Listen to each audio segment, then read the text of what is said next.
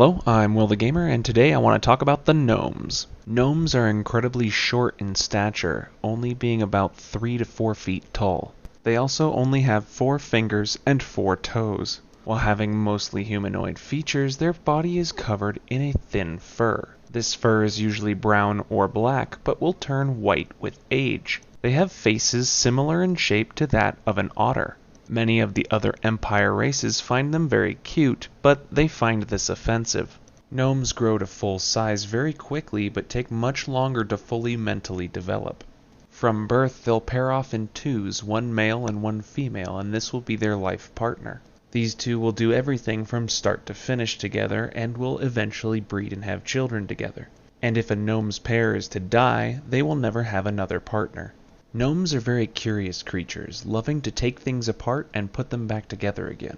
However, they do not like to stay on one project long. If they stay on one project for too long, they'll get bored and go to something else. Gnomes are constantly learning, and love to expand their base of knowledge. However, gnomes don't have the attention span necessary to write any of that knowledge down, instead choosing to go to the next project that they can learn from.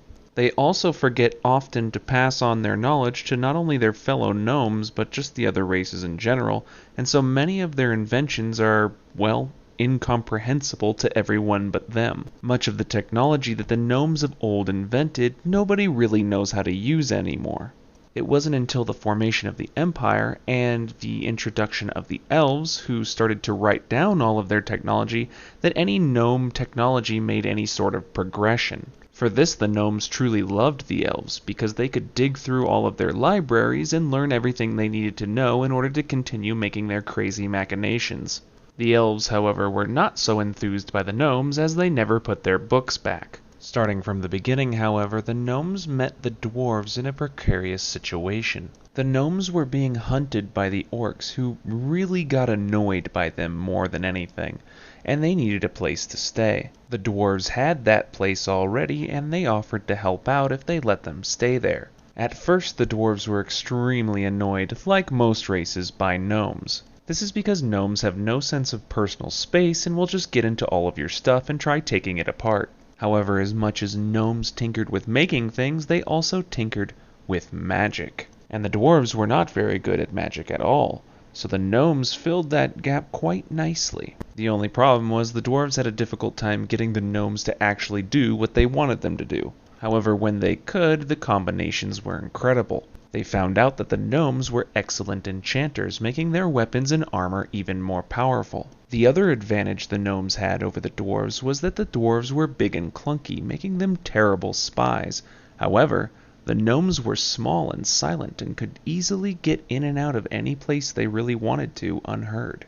The dwarves trained the gnomes to be excellent spies, and in time helped them greatly in avoiding many orc and molvar attacks. This symbiotic relationship between the dwarves and the gnomes lasted until the formation of the Empire, where the gnomes saw even further uses. Before, the only things that a gnome would be able to do was whatever they could really learn within a lifetime, as they didn't really write anything down. The dwarves also weren't ones to really write anything down, preferring to teach people through oral tradition. So when the elves started writing books on everything that the gnomes were doing, it started catapulting the gnomish technology forward through time. Gnomes live very short lives, but are very quick learners, meaning that if anything is written down, they absorb the knowledge almost instantly. Thus, gnomes became the quote-unquote frequent shopper of most elven libraries. As the generations of gnomes passed, and the elves cataloged all of their research, technology advanced at a rapid pace, though the elves would often have to steer them in the direction of useful technology. While coffee pots that heated themselves were an interesting invention, they weren't particularly useful. However, you simply couldn't order a gnome to do something. Gnomes didn't follow orders well. Instead, they liked taking suggestions. Thus, around large groups of gnomes, elves would suggest things like, hey, wouldn't it be nice if we could transport large groups of people and maybe cargo across vast distances, and just let them have at it. It was generally simple to manipulate the curiosity of gnomes and get them to do what you generally wanted. Using this cunning tactic, the elves were able to get them to build massive trains, airships, boats, and many other miscellaneous devices that helped day-to-day production. Even today, gnomes are used for their incredible enchanting and engineering skills, and are often seen all over towns and cities repairing miscellaneous objects, or, taking them apart.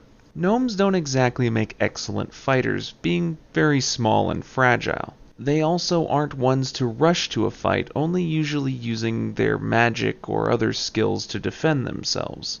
However, they make use as excellent spies and mages, often preferring more indirect approaches to solve problems. Unfortunately, however, they are not very faithful in the Empire's religion, seeing as it's kind of boring.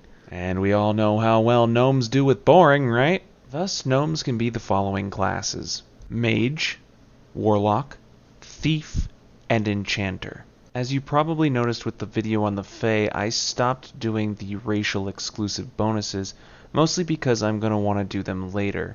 It's hard to decide how much or what percentage of something you're going to give them when you don't know exactly how that will affect the stats of your game. For instance, giving one race 5% evasion over every other race might make everyone choose that one race for that specific stat.